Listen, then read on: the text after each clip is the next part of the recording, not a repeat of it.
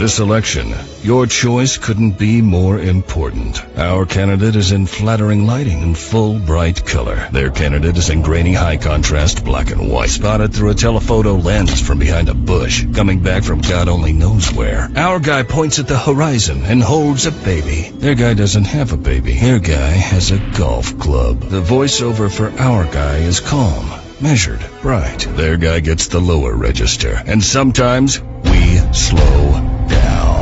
Our guy has clean headlines and the beautiful lens flare America needs. Here's a scary graph over a photo of their guy awkwardly laughing. Snap zoom. Do you want a snap zoom like that in office? Here's a photo of our guy saluting military veterans. Jump cuts, flashes, static, aggressive colors. You can't trust a guy with graphics like this. Our guy gets stock footage of sunrises and an American flag. Their guy's flag is upside down and on fire, intercut with overdue bills, war, and a crying baby. Our guy gets doctors and astronauts and stimulus checks. Flatline, an eagle, hurricane, the Statue of Liberty, crime scene tape, Ronald Reagan, a girl running in a wheat field to escape a dangerous sexual predator, wielding atomic bomb. This election, the choice is yours. Their guy or our guy.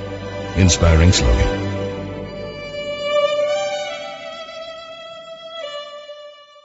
Now, make sure you, in fact, let people know you're a senator. I'm not going to answer the question because the question is radical left. Will you shut up, man? Listen, who is on your list, Joe? Who's on your list? Right. Gentlemen, the president, can you let him finish, sir? No, he doesn't know how to do that. He has, surprised. No boos or other interruptions, so we, and more importantly you, can focus on what the candidates have to say. Right now.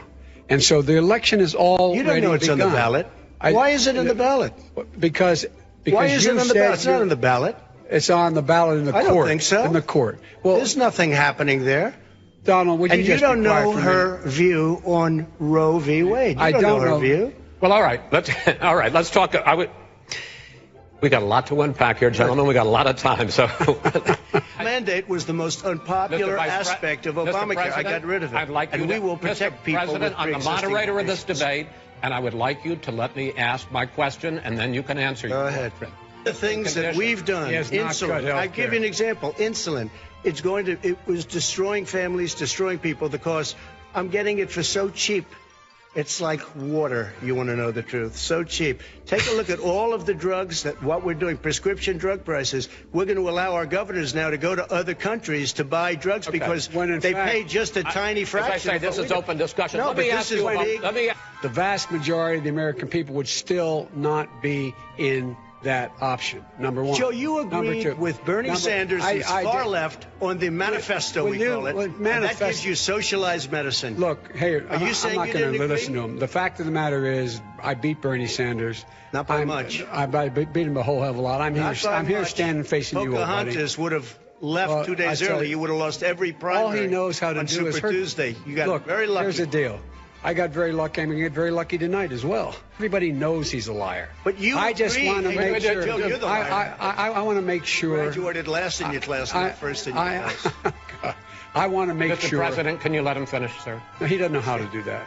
He has, You'd be surprised. you pick You'd be surprised. the Go ahead, wrong Joe. guy, Go the on. wrong Go on, night Joe. at the wrong time. Listen, you give Number him better three. health care at a much lower price But- because and by the way, Obamacare he doesn't is know no how. good. He doesn't know how I've to do already that. fixed it. He has never I've offered already a plan. fixed it to an extent. He has never Obamacare, done a as single you might thing. know, but probably don't. Gentlemen, Gentlemen, you realize if you're both speaking at the same time, and it's too expensive. let the president. Go ahead, sir. Obamacare is no good. We made it better, and I had a choice to make very early on. We took away the individual mandate.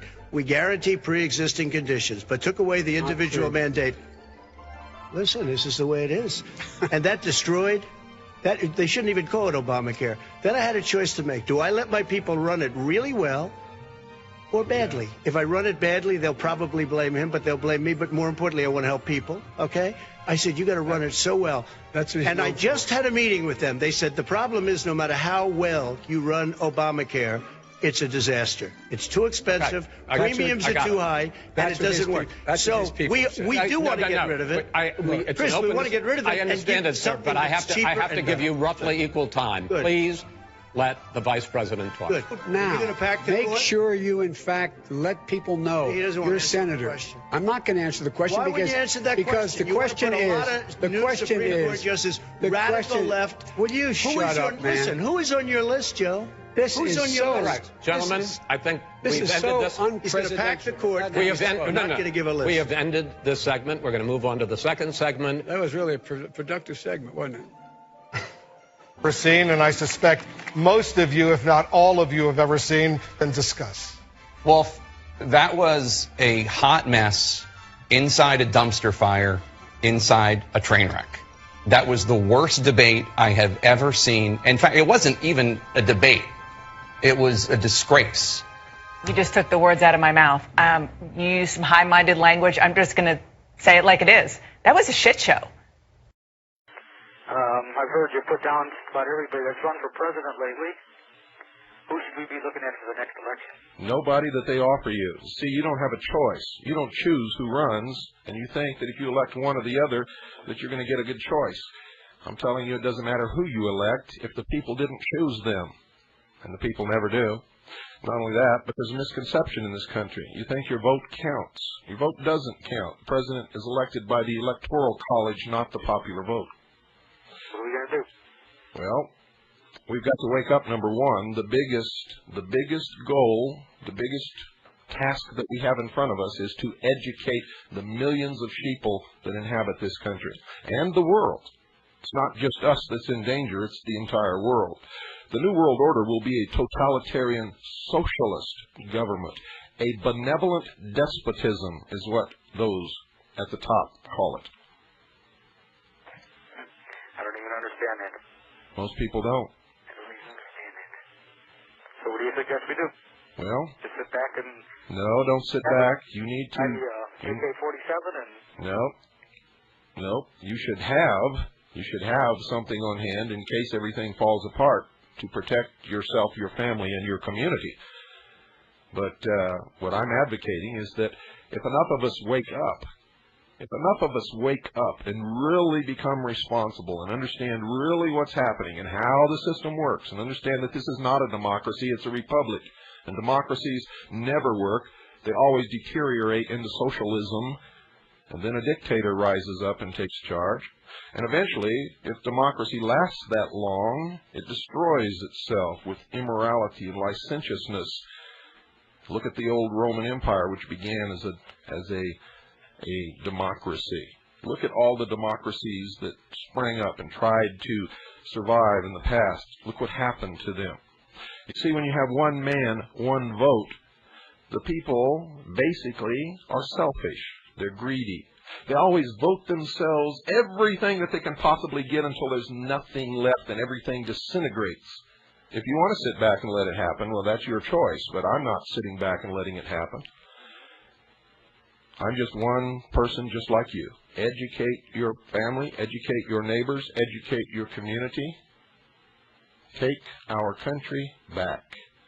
As a republic, become once again what we were intended to be. Of, for, and by the people means that we have to know everything that's happening in Washington all the time. We are supposed to be the arbiters of our own fate. We must be the watchdogs of our government. We began as sovereign kings in our own right when this country was formed and the government was our chattel servant. We are quickly becoming the property of the government, which is becoming, once again, the Roman Empire. Now, this will eventually collapse too, but when it collapses, it will collapse into anarchy, and race wars will begin to rage across the landscape, and people will kill you for a can of spinach in your cabinet. And I asked you, should I go and buy me a gun and protect myself? And you said no. No, that's not what I said. I said that you should have those items on hand to protect yourself, your family, and your community. Didn't I? I should already have that stuff already bought. That's right. That's why our forefathers gave us the second article and amendment to the Constitution, was so that we could protect ourselves against a government should it become despotic and oppressive. And from a... It's coming. I believe that. It's coming. Yes, it is coming. Very fast. The purpose of this program is to wake the sheeple, empower the people, and try to save this nation and thus freedom for the world. You see, if we lose our Constitution and Bill of Rights, freedom will fall everywhere in the world that it exists. This is the only place in the world that has a chance to stave off socialism. Socialism has always destroyed everything that it has ever touched. It takes everything away from you, including your dignity and self-respect. And you reach a state of total dependency, where the government becomes your father and you become a helpless child. And you pretend to work, and they pretend to pay you. Is that what you want?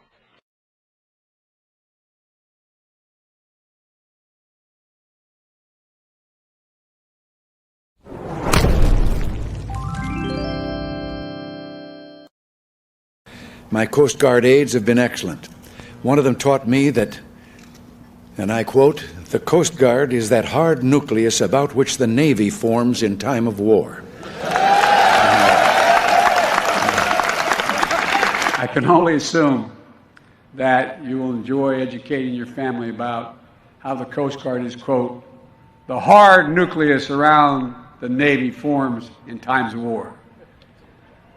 You're a really dull class. They're really showing themselves to do really well. Come on, man.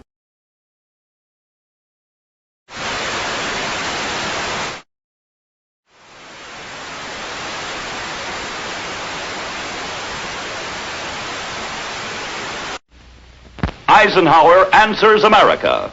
The Democrats have made mistakes, but aren't their intentions good? Well, if the driver of your school bus runs into a truck, hits a lamppost, drives into a ditch, you don't say his intentions are good. You get a new bus driver. Step right up, folks. See the mental marvel of the campaign, Mr. McGOP. He promises to solve all your problems. Ask him any question. What about Korea? We don't belong in Korea. Let the commies have it. We should expand the war. Open a second front in China. Wait a minute. We can't do both. We can't pull our troops out of Korea and invade China. Go away, lady. You bother me. Any more questions? At the same press conference, President Eisenhower said, "No one can make a decision except me. And as for any major ideas from Mr. Nixon, if you give me a week, I might think of one. I don't remember." President Eisenhower could not remember, but the voters will remember. For real leadership in the 60s, help elect Senator John F. Kennedy president. 8, 9, 10, 9, 8, 7, 6, 5, 4, 3, 2, 1, 0. These are the stakes. To make a world in which all of God's children can live. Vote for President Johnson on November 3rd. The stakes are too high for you to stay home.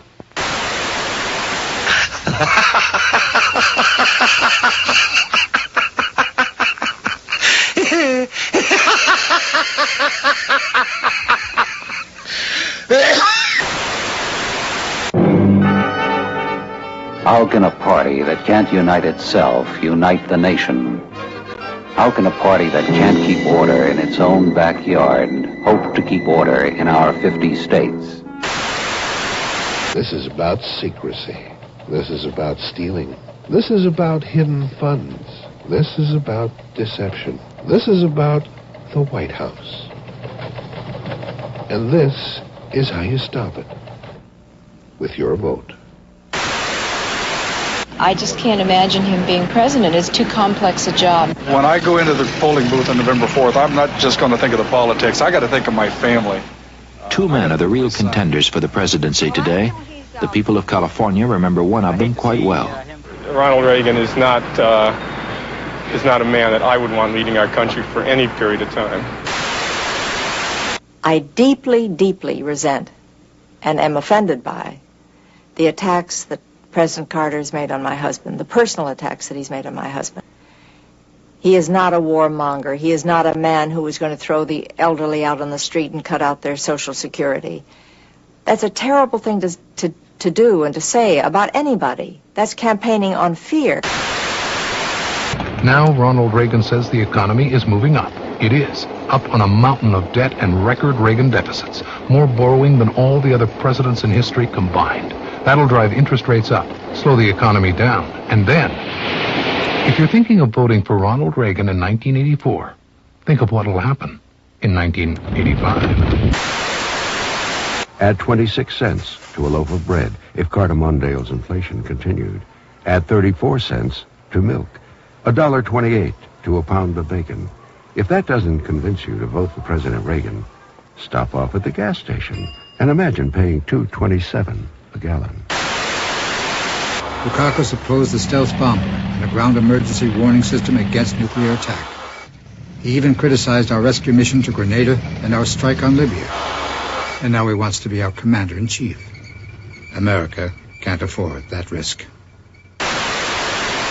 Hey, pal, how about a couple $100 billion? I'll pay you right back. This is what the Republicans call managing the economy. Hey, pal, $500 billion, just to kind of get me over the hump. They should call it mortgaging our children's future. He says he wouldn't rule out term limits, while he says he's personally opposed to term limits. This candidate was called up for military service, while this one claims he wasn't. One of these candidates is Bill Clinton. Unfortunately, so is the other. The George Bush promise.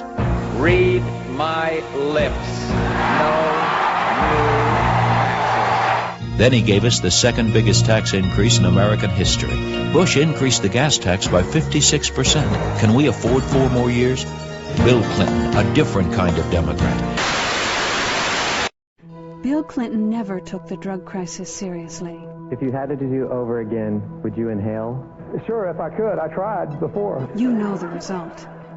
Under Clinton's liberal policies, teen drug use has doubled. But now Clinton admits he was wrong. I wish I'd never done any of that, although I did such a little bit, but it was wrong. Kerry voted for the Iraq War, opposed it, supported it, and now opposes it again. He bragged about voting for the $87 billion to support our troops before he voted against it. He voted for education reform and now opposes it. He claims he's against increasing Medicare premiums, but voted 5 times to do so. John Kerry, whichever way the wind blows. 1,000 U.S. casualties. 2 Americans beheaded just this week. The Pentagon admits terrorists are pouring into Iraq.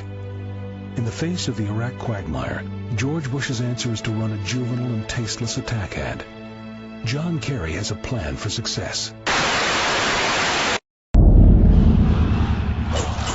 He's the biggest celebrity in the world.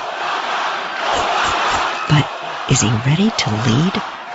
With gas prices soaring, Barack Obama says no to offshore drilling and says he'll raise taxes on electricity.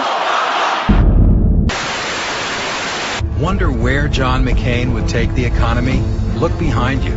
John McCain wants to continue George Bush's economic policies. As president, he'd provide no tax breaks to 101 million Americans, but keep tax breaks for companies that ship our jobs overseas. But on July 12th, President Obama quietly announced a plan to gut welfare reform by dropping work requirements. Under Obama's plan, you wouldn't have to work and wouldn't have to train for a job. They just send you your welfare check. And welfare to work goes back to being plain old welfare. Mitt Romney will restore the work requirement because it works. You work hard, stretch every penny, but chances are you pay a higher tax rate than him. Mitt Romney made $20 million in 2010. But paid only 14% in taxes, probably less than you. Now he has a plan that would give millionaires another tax break.